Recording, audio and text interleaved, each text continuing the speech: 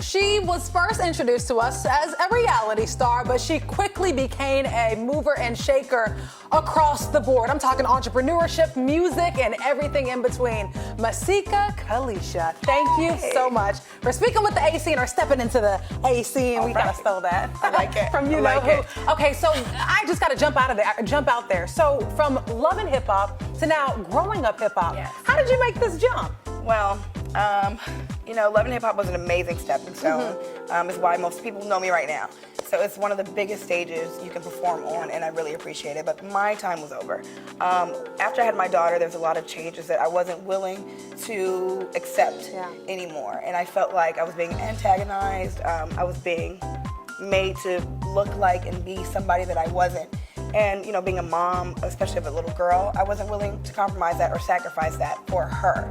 I have to set a good example for my child, and even if that means, you know, compromising my job. So I really, you know, took a leap of faith, and you know, because we have these contracts. Let's talk about the contract, since you said the C word. Okay, well, on June 8th, there was some circulation that you really wanted to get out of your contract. Was that the biggest reason why? I mean, because things were compromised? I mean, yes. I mean, 100%. I wasn't happy anymore, and when you're not happy at work, it shows in every aspect of your life. I was miserable. I was depressed. I was going through something, and it was like, you know, I don't want to be the butt of your joke any longer. You know, they put me in situations I would never be in real life to try to make me look a certain way that I wasn't. And again, you know, my daughter's gonna see these things one day. The internet doesn't go away. So I decided that I was gonna go away. And you know, I tried to leave the show, and basically I was told that it's never gonna happen because of my contract, and they would never let me move on. And you were good TV, so of course they didn't want...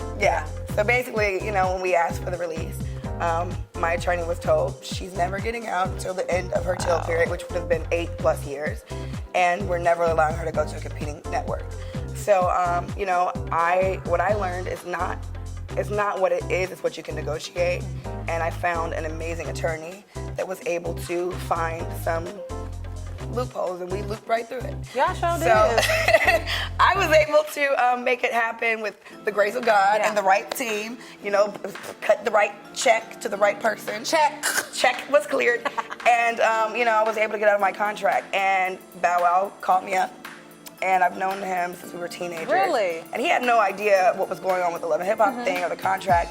He was just like, Masika, listen, you know, I know that you're really serious about your music, and I know you've been in LA for all these years, but if you want to get back to music, you're going to have to come back to Atlanta. That's where your roots are. That's where family is. That's where all of like the music people are. Why don't you come to Atlanta, shoot growing up hip hop with me, and we'll just show your whole journey. And I was like, you know what?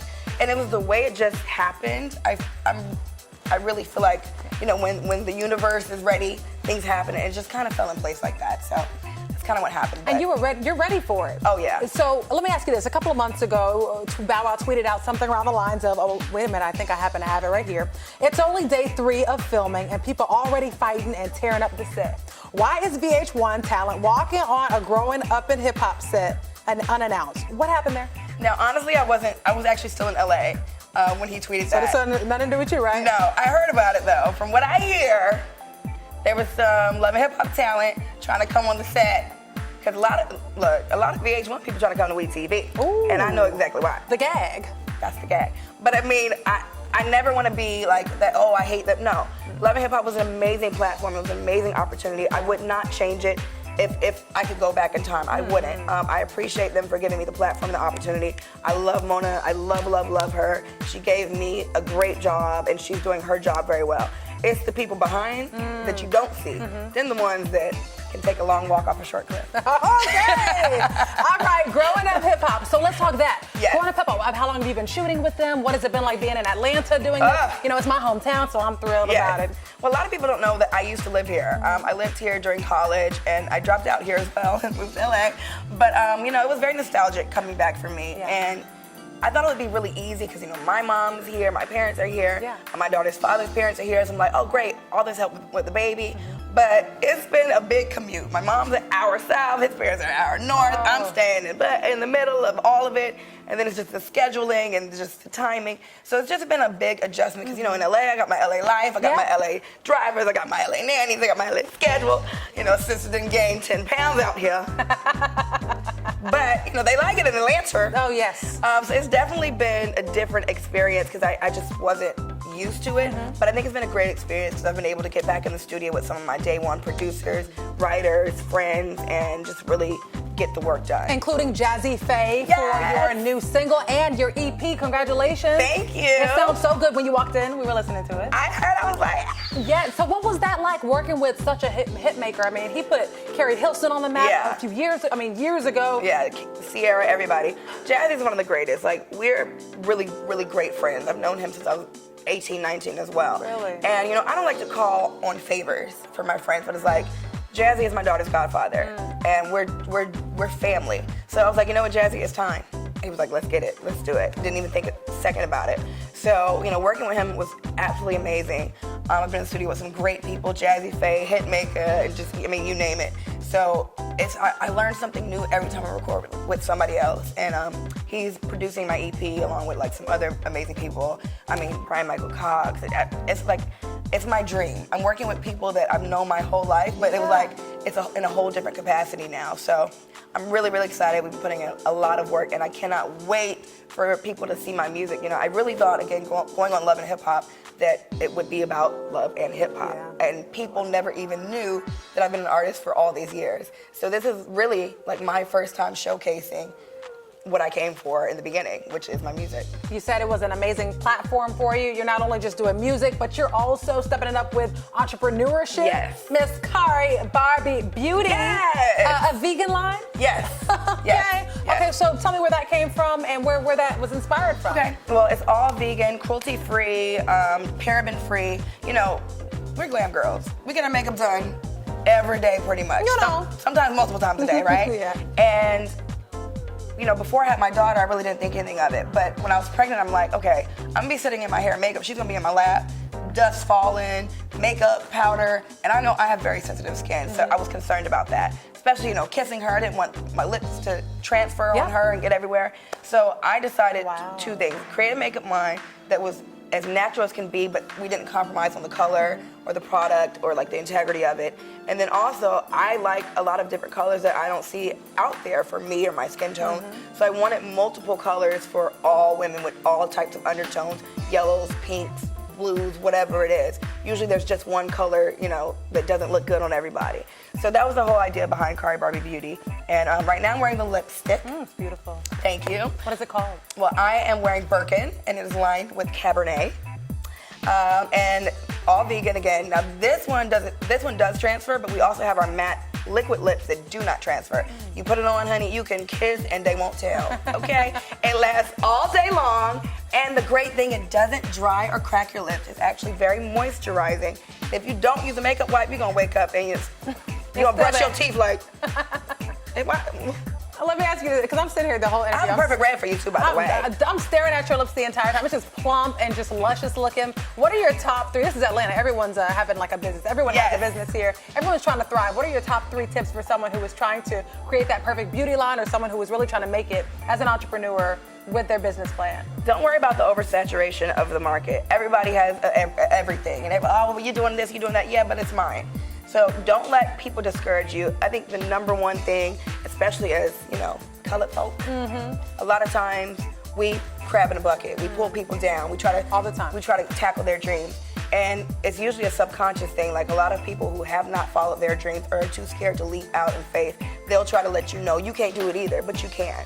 So I say, first and foremost, go for it. Don't tell your friends and your family what you're trying to do. Just do it, because 9 times out of 10, you think they'll be your cheerleaders, sometimes they're your biggest haters.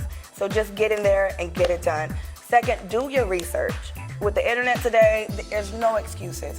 I have so many people in my DMs, how do I start this? How do I do this? Well, can you step me in the... I'm not a teacher. I have one child, and I am busy. And I'm not Google. And it's like, you know, I can't tell you, because one, if I told you, you're not gonna do it anyway. And then second, I don't have the time. Like, I'm really busy actually doing it. So it's nothing wrong getting advice from other people, but you can't depend on people. I can't even stress that enough. Like, if we went in my DMs right now, you know, after we see all the blue checks, girl, because you know they're in there. After we see all the blue checks, the majority past your MCM is gonna be people asking for help, favors, handout, and it's like, I don't understand. I got it from the ground up. Like people say, you get it from the mud, you know? So for me, I just don't understand how you would rather ask a perfect stranger to help you than go help yourself. So get your hands dirty. Yeah. 90% of us are not gonna start on the top. There's always someone has to sweep the floor in order for us to be here. That doesn't mean you'll be sweeping the floors forever, but just respect the grind and the struggle and do it. So that's the second one. And the third one, I would say, allow yourself to make mistakes. Learn from them. That's not the end. You'll make mistakes, you'll fall. That's why they made Band-Aids and Neosporin. Get up, keep going. I love that. My last question for you. So obviously, you know, I couldn't let you leave here without talking about the beautiful Tori. Like, she's so freaking beautiful. Thank you. Okay, so how is she doing? And what is it like being a single mom right now? Are you dating? I mean, who was in your love life? What's going on with you? Well, give me something juicy, girl. What's up? Here's the thing, you know, when it comes to me and dating, my friends have this joke, and now it's like kind of become an online thing. Yeah. They always say, me and Ghost Bae.